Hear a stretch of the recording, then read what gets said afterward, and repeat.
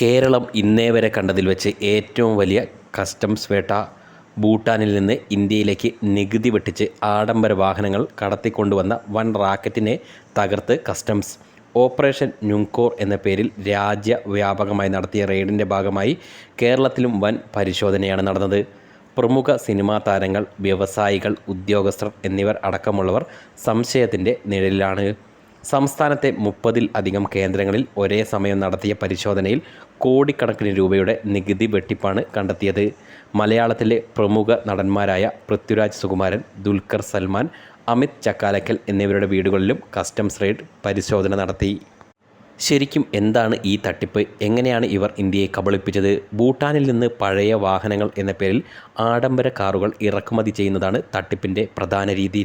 ഒരു വിദേശ രാജ്യത്ത് നിന്ന് പഴയ വാഹനം ഇന്ത്യയിലേക്ക് ഇറക്കുമതി ചെയ്യുവാൻ നിയമപരമായ വ്യവസ്ഥകൾ ഉണ്ട്. എന്നാൽ ഇതിന് ഉയർന്ന ഇറക്കുമതി തീരുവ നൽകണം. ഈ നികുതി വെട്ടിക്കുന്നതിനായി തട്ടിപ്പ് സംഘം അതിവിദഗ്ധമായ മാർഗങ്ങളാണ് ഉപയോഗിച്ചത്.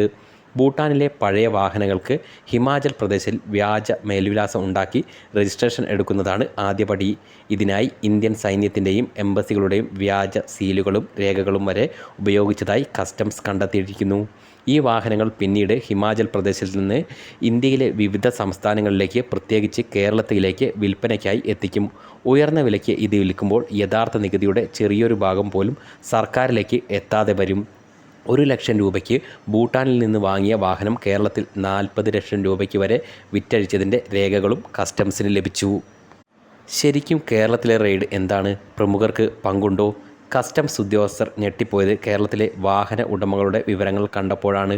നികുതി വെട്ടിച്ച് കൊണ്ടുവന്ന വാഹനങ്ങളിൽ 20 എണ്ണമെങ്കിലും കേരളത്തിൽ ഉണ്ടെന്നാണ് കസ്റ്റംസ് കണ്ടെത്തിയത്.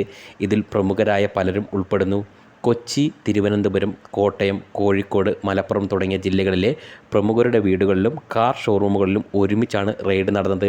നടൻ ദുൽഖർ സൽമാൻ്റെ പനമ്പള്ളി നഗറിലെ വീട്ടിൽ നിന്ന് 2 ആഡംബര വാഹനങ്ങൾ കസ്റ്റംസ് പിടിച്ചെടുത്തു. ഇതിൽ ഒരു ലാൻഡ് ക്രൂയിസർ ദുൽഖറിൻ്റെ പേരിലല്ല രജിസ്റ്റർ ചെയ്തിട്ടുള്ളത്. ഇതേ തുടർന്ന് കസ്റ്റംസ് അദ്ദേഹത്തിന് സമൻസ് അയക്കുകയും രേഖകൾ ഹാജരാക്കുവാൻ ആവശ്യപ്പെടുകയും ചെയ്തിരിക്കുന്നു. മറ്റൊരു നടനായ പൃഥ്വിരാജ് സുകുമാരൻ്റെ കൊച്ചിയിലെ വീട്ടിലും തിരുവനന്തപുരത്തെ വീട്ടിലും റെയ്ഡ് നടന്നെങ്കിലും വാഹനങ്ങൾ കണ്ടെത്തുവാനായില്ല. അദ്ദേഹത്തിൻ്റെ ഉടമസ്ഥതയിലുള്ള വാഹനങ്ങളുടെ വിവരങ്ങൾ കസ്റ്റംസ് പരിശോധിച്ചു വരികയാണ്. നടൻ അമിത് ചക്കാലക്കലിൻ്റെ ഉടമസ്ഥതയിലുള്ള 2 വാഹനങ്ങളും കസ്റ്റംസ് കസ്റ്റഡിയിലെത്തിയിരിക്കുന്നു. വാഹനം ഇറക്കുമതി ചെയ്തത് കള്ളപ്പണം വെളുപ്പിക്കുന്നതിനും മറ്റു നിയമവിരുദ്ധ ഇടപാടുകൾക്കും വേണ്ടിയാണോ എന്നും അന്വേഷണം നടക്കുന്നുണ്ട്. ഈ സാഹചര്യത്തിലാണ് എൻഫോഴ്സ്മെൻറ്റ് ഡയറക്ടറേറ്റ് അഥവാ ED, national investigation agency NIA എന്നിവർ വിവരശേഖരണം ആരംഭിച്ചത്. വാഹനം കടത്തിക്കൊണ്ടുവന്നതിലൂടെ ലഭിച്ച പണം ലഹരിക്കടത്തിനും സ്വർണ്ണക്കടത്തിനും ഉപയോഗിച്ചിട്ടുണ്ടോ എന്ന് NIA പരിശോധിക്കും. തങ്ങൾ നിയമപരമായ മാർഗങ്ങളിലൂടെയാണ് വാഹനങ്ങൾ വാങ്ങിയതെന്നും തട്ടിപ്പ് നടത്തിയ ഇടനിലക്കാരെക്കുറിച്ചോ വ്യാജരേഖകളെക്കുറിച്ചോ തങ്ങൾക്ക് അറിയില്ലായിരുന്നു എന്നുമാണ് ചിലർ വ്യക്തമാക്കുന്നത്. സിനിമാ മേഖലയിലെ പല പ്രമുഖരും ഇതേ വിവാദമുയർത്തുന്നു.